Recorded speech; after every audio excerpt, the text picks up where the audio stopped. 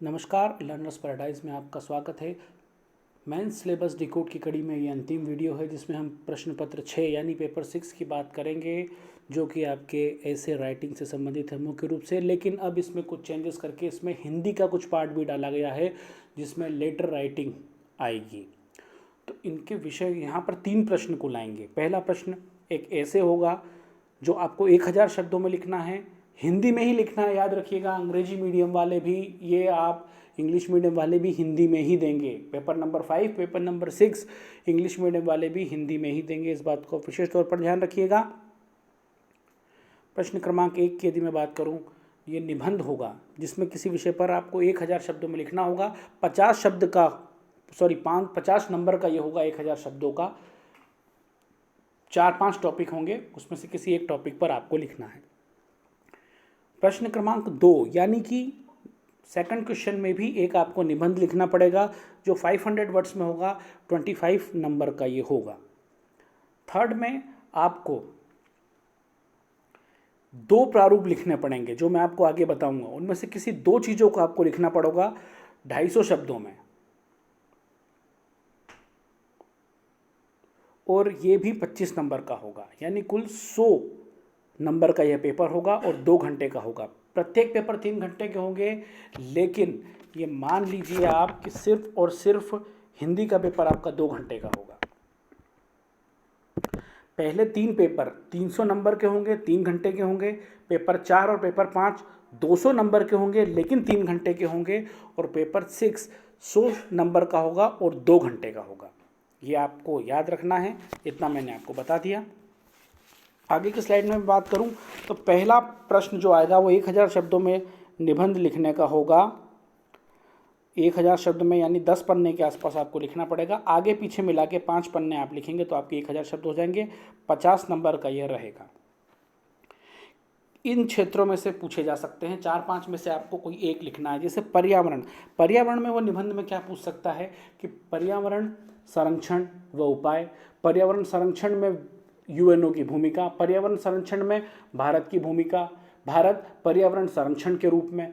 अब ऐसे जब कोई आएंगे तो आपको भारत में जो प्रोटोकॉल्स हुए हैं वो भारत किन किन प्रोटोकॉल्स का सामना कर रहा है या किन किन प्रोटोकॉल को अपना रहा है वो, उसके अलावा भारत किन किन चुनौतियों का सामना कर रहा है, आपको वो देखिए। यहाँ पर आपको दोनों चीज़ें लिखनी पड़ेंगी और आपको एंड में बैलेंस भी करना होगा। जब आप भारत के संदर्भ में लिखेंगे तो आपको आपका सौर गठबंधन भी लिखना पड़ेगा। आपको भारत जो पवन ऊर्जा की तरफ ज़्यादा बढ़ रहा है, भारत जो स्वच्छ वायु की तरफ ज़्यादा बढ़ रहा है, आपको उसको अपनाना पड़ेगा। तो ये सब चीज़ें जो हैं आपको लिखना होंगी। विज्ञान पे क्या निबंध आ सकता है, विज्ञान की तकनीक पे निबंध आ सकता है, विज्ञान और प्रौद्योगिकी ने मानव जीवन को क्या दिया इस पर निबंध आ सकता है। विज्ञान वरदान या अभिशाप तो हम 10th क्लास से देखते आ रहे हैं, आपको उसको अब स्टैंडर्ड भाषा में लिखना है। इनसे संबंधित ये मैं आपको उदाहरण दे रहा हूँ थोड़ा एलिब्रेट करके, इनसे संबंधित प्रश्न आ सकता है। धर्म और अध्यात्म, धर्म और अध्यात्म पे प्रश्न आ सकता है कि अध्यात्म ही मोक्ष है, अध्यात्म ही मोक्ष की सीढ़ी है। धर्म के नाम पर जो राजनीति हो रही थी उसको किस प्रकार बंद किया जाए। धर्म व संप्रदाय, ये सांप्रदायिकता विनाश की ओर ले जाती है, ऐसे हमको निबंध आ सकते हैं। शिक्षा में गुणवत्ता, शिक्षा में गुणवत्ता की आवश्यकता या गुणवत्तापूर्ण शिक्षा या गुणवत्तापूर्ण शिक्षा की आवश्यकता, ऐसे प्रश्न आ सकते हैं, ऐसे निबंध आ सकता है। नई राष्ट्रीय नीति पर निबंध आ सकता है, आपको कोट करना होगा। आधुनिकीकरण जो आपका हो रहा है यानी कि मॉडर्नाइजेशन जो आपका हो रहा है उस पर निबंध आ सकता है कि वरदान है या अभिशाप है, इसकी क्या सीमाएं हैं, क्या इसके लाभ हैं, क्या इसकी हानि है, आपको सब बताना पड़ेगा। भूमंडलीकरण यानी ग्लोबलाइजेशन, यहाँ पे आपको इकोनॉमी भी अटैच करना पड़ेगी, सामाजिक आर्थिक राजनीतिक संबंध सारे अटैच करना पड़ेंगे, धार्मिक संबंध भी हैं। वैश्वीकरण हुआ तभी तो हम हज करने सऊदी अरब जाते हैं, तभी तो मेडिकल टूरिज़्म और पिलग्रिमेज टूरिज़्म के लिए हम यहाँ पर आते हैं। ये सब आपको देखना होगा। उदारीकरण, ये तो पूरा एलपीजी कॉन्सेप्ट हो गया आपका। उदारीकरण यानी लिबरलाइजेशन, इसमें भी आपको लिबरलाइजेशन हर क्षेत्र में आजकल हो रहा है, सिर्फ इकोनॉमी में नहीं, तो हर क्षेत्र को आपको वहाँ पर कोट करना पड़ेगा। कृत्रिम बुद्धिमत्ता जो है यानी आर्टिफिशियल इंटेलिजेंस की क्या आवश्यकता है, क्या संभावना है, भारत में से क्या संभावना है, भविष्य में इसकी क्या संभावना है, सारी चीज़ें पूछी जा सकती हैं। परंपरागत खेल, मलखम्ब हो गया, हॉकी हो गया, कबड्डी हो गया, हमारे परंपरागत खेल है। खेलों का जीवन में क्या महत्व है, आज हम बात करते हैं, फॉर एग्जांपल देखिए मैं आपको बताता हूँ कि अगर खेलों से निबंध आए आपको, आजकल खेल बहुत चल रहे हैं नीरज चोपड़ा जी के बाद। अब देखिए खेलों में लोग कहते हैं कि भारत 135 करोड़ की आबादी वाला देश है, हम भारत में मेडल क्यों नहीं लाते। जब आप बच्चे के मन में ये बात डाल देंगे कि पढ़ोगे लिखोगे तो बनोगे नवाब, खेलोगे कूदोगे तो बनोगे खराब, कहाँ से मेडल लाएगा लड़का। जब आप अपने घर के सामने कोई शर्मा जी मिश्रा जी रहते हैं, उनका बेटा जब 99% लाता है तब अपने बच्चे से उसकी तुलना करते हैं, लेकिन जब वही शर्मा मिश्रा का बेटा किसी स्पोर्ट्स में अच्छा करते तो आप अपने बच्चे को कभी इंकरेज नहीं करते हैं। जीवन में खेलों का महत्व तो सिर्फ एक आपने निबंध बना के रख दिया है, उसका एक्चुअल में कोई मतलब नहीं रह गया है। स्कूलों में ऐसे स्कूल हैं जहाँ पे प्लेग्राउंड नहीं है, जहाँ पर स्पोर्ट टीचर नहीं है, स्पोर्ट्स एक्टिविटी नहीं है, और हम बात करते हैं गोल्ड मेडल लाने की।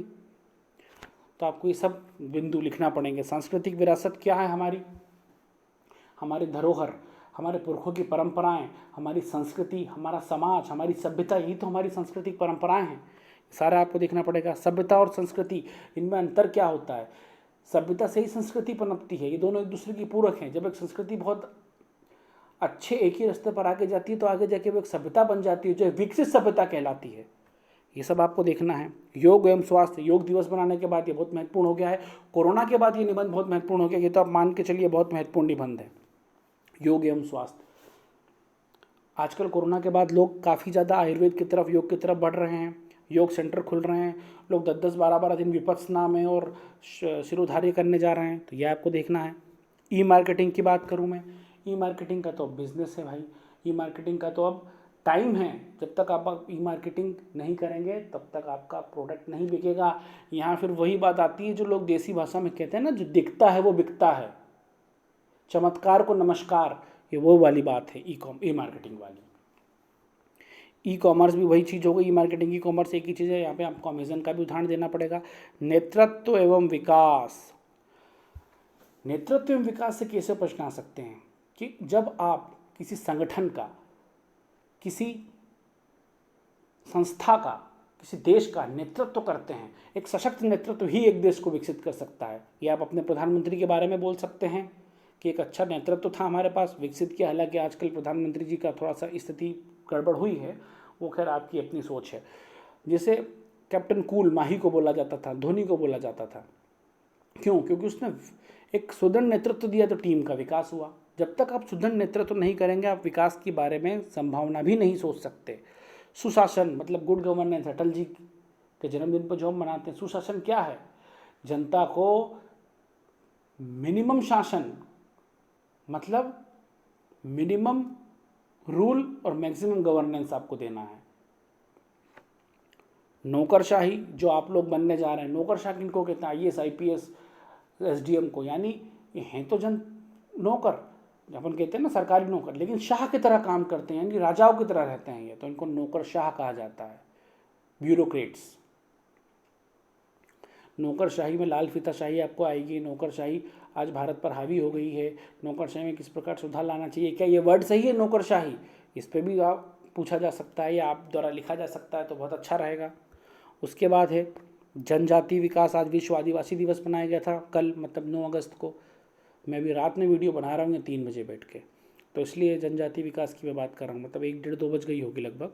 जनजाति विकास की बात कर रहा हूँ मैं। जनजाति विकास, जनजातियाँ कहाँ हैं, किस प्रकार विकास उनको किया जा सकता है, क्या क्या उनकी मूल समस्याएं हैं, उनको किस प्रकार दूर किया जा सकता है। यहाँ जल जंगल ज़मीन को आपको लिखना पड़ेगा।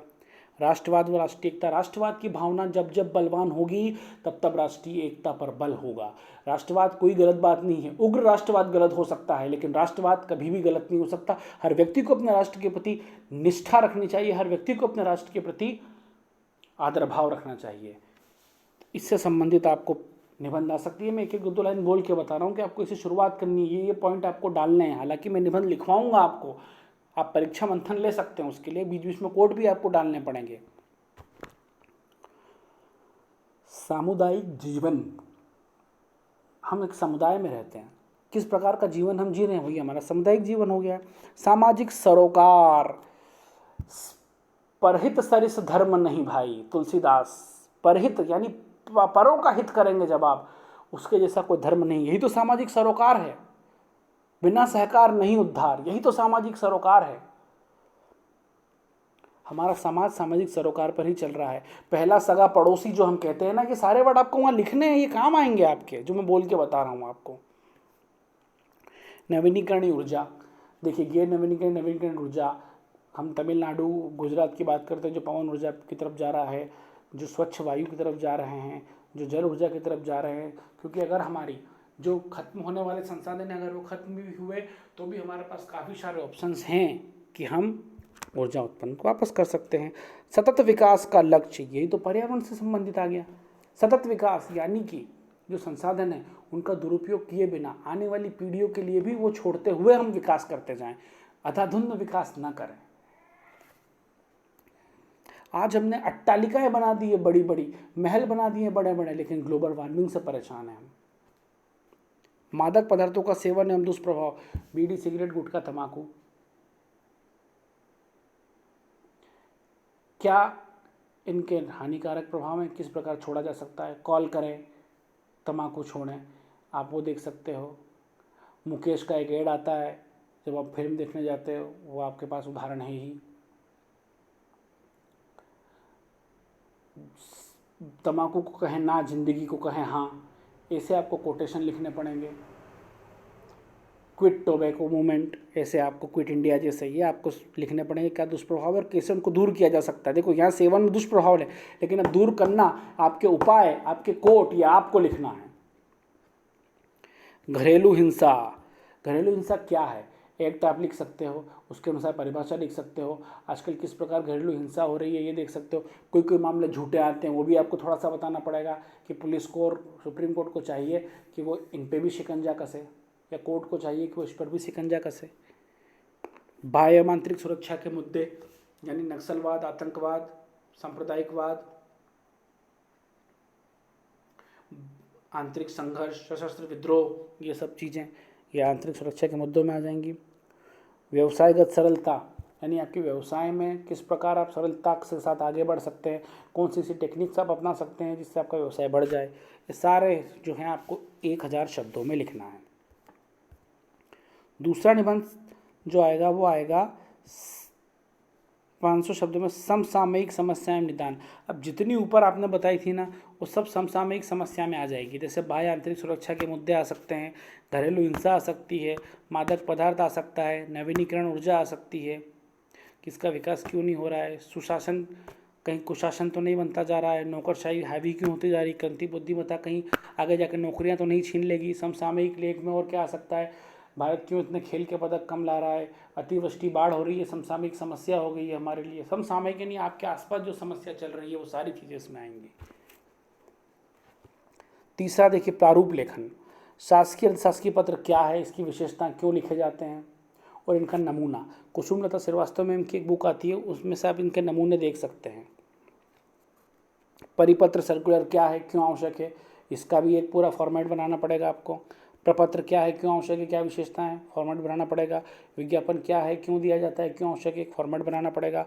आदेश क्या है, ऑर्डर कार्यालयीन आदेश है या क्या है, उसका भी देखना पड़ेगा आपको। पृष्ठांकन क्या होता है, अनुस्मारक या स्मरण पत्र क्या है, क्यों, विशेषता, और बना के एक फॉर्मेट। प्रतिवेदन, रिपोर्ट राइटिंग, कोई एक आपको घटना दे देंगे उसकी आपको रिपोर्ट राइटिंग करनी है, स्टेप बाय स्टेप सब बताऊंगा मैं आपको। अभी मैं आपको सिलेबस डिकोड करा रहा हूँ। अधिसूचना, नोटिफिकेशन क्या है, जैसे पीएससी का नोटिफिकेशन आता है आप देखते हैं। टिप्पण लेखन ये बाबू लोग करते हैं, क्लर्क लोग। जब आप अधिकारी बन जाओगे तो ऊपर तक आपके पास आएगा। कोई भी 2 आ सकते हैं लगभग 250 शब्दों में, ठीक है। तो यूनिट 5 मतलब पेपर 5 और पेपर 6 इंग्लिश मीडियम वाले भी हिंदी में ही देंगे, याद रखिएगा। ये था मेरा सिलेबस डिकोड का अंतिम वीडियो। अब 2-3 वीडियो और आएंगे, मैं अभी बता नहीं रहा हूँ क्यों, मतलब तो दूसरे लोग पहले डाल देते हैं। एक तो प्रश्नों के प्रकार फॉर्मेट पे आएगा, बता ही देता हूँ।